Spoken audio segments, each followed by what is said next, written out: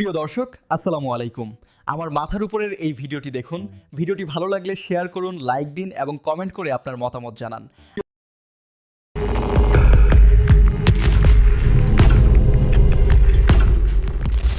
মধ্যপ্রাচ্যের আকাশে এখন শুধু ধোঁয়া আর আগুন। তেহরানের মাটি কাঁপছে একের পর এক বিস্ফোরণে। আমেরিকা আর ইসরায়েল একজোট হয়ে ইরানের গভীরে ঢুকে পড়েছে। মিসাইলের পর মিসাইল আছড়ে পড়েছে। বোমারু বিমান ইরানের আকাশ ছিঁড়ে ফেলছে। ইরান এই মুহূর্তে কার্যত একা। রাশিয়া নিশ্চুপ, চীন হিসেব করছে, আরব দুনিয়া দূর থেকে তাকিয়ে দেখছে। কিন্তু এই রক্তস্নান যুদ্ধভূমির চেয়েও ভয়াবহ একটা প্রশ্ন এই মুহূর্তে দুনিয়ার শীর্ষস্থানীয় রাজনৈতিক বিশ্লেষকদের ঘুম কেড়ে নিয়েছে।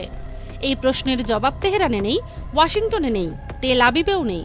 সেই উত্তর লুকিয়ে আছে পূর্ব এশিয়ার সবচেয়ে রহস্যঘেরা রাষ্ট্রের রাজধানীতে পিয়ংইয়ংয়ে, আর যার একটিমাত্র সিদ্ধান্তে গোটা পৃথিবীর ভাগ্য উলটপালট হয়ে যেতে পারে। সেই মানুষটির নাম কিম জং উন। গত বুধবার উত্তর কোরিয়ার পশ্চিমাঞ্চলে নামটু জাহাজ ঘাটে এমন একটি ঘটনা ঘটেছে যা বাইরের দুনিয়ায় প্রথমে তেমন গুরুত্ব পায়নি, কিন্তু যারা আন্তর্জাতিক নিরাপত্তার খবর নিয়মিত অনুসরণ করেন তাদের চোখ ছানাবড়া হয়ে গেছে। পিয়ংইয়ং তাদের নিজস্ব প্রকৌশলে তৈরি ৫,০০০ টন ধারণ ক্ষমতার একটি ভয়ঙ্কর যুদ্ধজাহাজ প্রকাশ্যে এনেছে, যার নাম দেয়া হয়েছে চোহন ক্লাস ডেস্ট্রয়ার। শুধু প্রদর্শনীতেই থামেনি উত্তর কোরিয়া। সেই জাহাজ থেকে সরাসরি কৌশলগত ক্রুজ মিসাইলের পরীক্ষামূলক উৎক্ষেপণ করা হয়েছে। আর পুরো কার্যক্রম সামনে থেকে নিজে তদারকি করেছেন স্বয়ং কিম জং উন। দেশটির সরকারি সংবাদ সংস্থা কেসিএন এর বরাতে আল জাজিরা ও রয়টার্স এই তথ্য নিশ্চিত করেছে।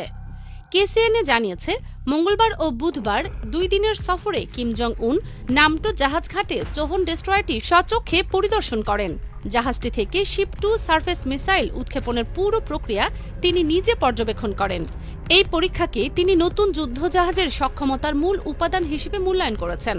শুধু তাই নয়, কিম জং উন এই ডেস্ট্রয়ারকে উত্তর কোরিয়ার সামুদ্রিক প্রতিরক্ষার নতুন প্রতীক হিসেবে চিহ্নিত করে একই মানের বা তার চেয়ে উন্নত আরও যুদ্ধজাহাজ নির্মাণের সরাসরি নির্দেশ দিয়েছেন।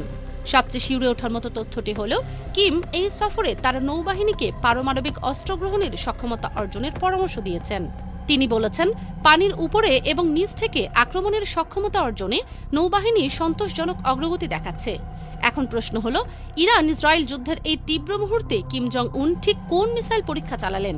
সময়টা কি কাকতালীয়, নাকি এর পেছনে সুনিশ্চিত কোনো কৌশল কাজ করছে?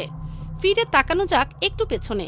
গত ২৮শে ফেব্রুয়ারি ইরানের পারমাণবিক কর্মসূচি নিয়ে পরোক্ষ আলোচনা চলাকালীনই ইসরায়েল ও যুক্তরাষ্ট্র ইরানে সামরিক অভিযান শুরু করে।